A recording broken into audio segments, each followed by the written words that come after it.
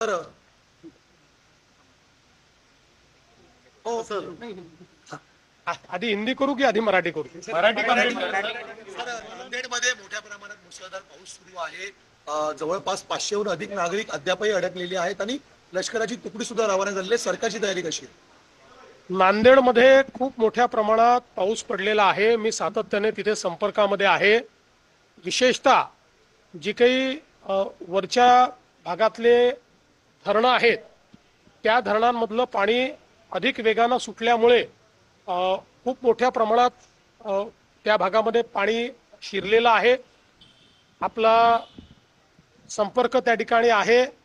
आता धरणाचं पाणीही आपण रेग्युलेट करायला लावलं आहे. बाजूच्या राज्यांची आपण चर्चा केलेली आहे, त्यामुळे ते रेग्युलेट केलं आहे. लोकांना काढण्याचं, बाहेर काढण्याचं काम केलेलं आहे. NDRF त्या ठिकाणी होतीच, पण जो काही पाण्याचा वेग होता तो पाहता आपण लष्कराला देखील त्या ठिकाणी पाचारण केलेलं आहे. आणि आता जी काही सगळी परिस्थिती आहे ती पूर्णपणे जे काही प्रशासन आहे, प्रशासन योग्य प्रकारे हाताळतं आहे. जीवितहानी होऊ नये, मोठ्या प्रमाणात हानी होऊ नये या दृष्टीनं जे जे करण्याची आवश्यकता आहे ते सर्व प्रशासनाच्या माध्यमातून नांदेडमध्ये केलं जात आहे.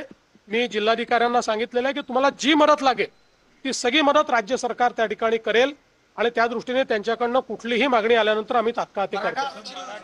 सर, आपत्ती असतानाही मोठ्या संख्येने गुंतवणूक येते. पण त्यामुळे मुंबईवरती ज्या पद्धतीने भार वाढतो आहे, ट्रॅफिक जाम झालेला आहे, या संदर्भात आपण काही मला असं वाटतं की आज सकाळी आंदोलक त्या ठिकाणी आलेले आहेत. श्री मनोज जरांगे पाटील हे उपोषणाला बसले आहेत. त्यांनी देखील सगळ्यांना आवाहन केलेलं आहे की आपल्याला नियमाने उपोषण करायचं आहे आणि सगळ्यांना सहकार्य करण्याचं आवाहन केलं आहे. शासनाची पण भूमिका सहकार्याचीच आहे, कारण आम्ही पहिल्या दिवशीपासून सांगितलं की लोकशाही पद्धतीनं एखादं आंदोलन जर चालत असेल तर त्या आंदोलनाला कुठलीच मनाई करण्याचं कारण नाही आहे. लोकशाहीमध्ये चर्चेतनं प्रश्न सोडवायचे असतात, आंदोलन त्याचा एक मार्ग असतो. त्यामुळे अशा प्रकारच्या आंदोलनाला जे काही सहकार्य पाहिजे ते सरकारच्या वतीनं आम्ही करतो. विशेषतः माननीय उच्च न्यायालयाने जे काही आदेश दिले आहेत त्या आदेशानुरूप त्या ठिकाणी सगळं सहकार्य चाललंय. हे खरं आहे की काही तुरळक प्रमाणात आंदोलकांनी काही ठिकाणी रास्ता रोको केला, थोडं ट्रॅफिक डिस्ट्रप्शन केलं, पण पोलिसांनी त्यांच्याशी चर्चा केल्यानंतर त्याही ठिकाणी आंदोलकांनी सहकार्य केलेलं आहे आणि त्या जागा मोकळ्या केलेल्या आहेत. पण अर्थात इतक्या मोठ्या प्रमाणात लोक आल्यानंतर काही ना काही ट्रॅफिकचं डिस्ट्रप्शन हे होत असतं. ते डिस्ट्रप्शन झालेलं आपल्याला पाहायला मिळतंय. अर्थात या सगळ्या गोष्टींमध्ये एकाच गोष्टीची खबरदारी निश्चितपणे घ्यावी लागेल की काही लोकच जरा वेगळ्या पद्धतीनं वागतात आणि त्यांनी मग संपूर्ण आंदोलनाला गालबोट लागतं. तर अशा प्रकारे कोणी वागू नये याच्याकडे लक्ष द्यावं लागेल. आणि मला असं वाटतं की श्री मनोज जरांगे पाटील यांनीही तशाच प्रकारचं आव्हान केलेलं आहे की कोणीही अलोकतांत्रिक पद्धतीनं किंवा आडमुठेपणानं या ठिकाणी वागू नये.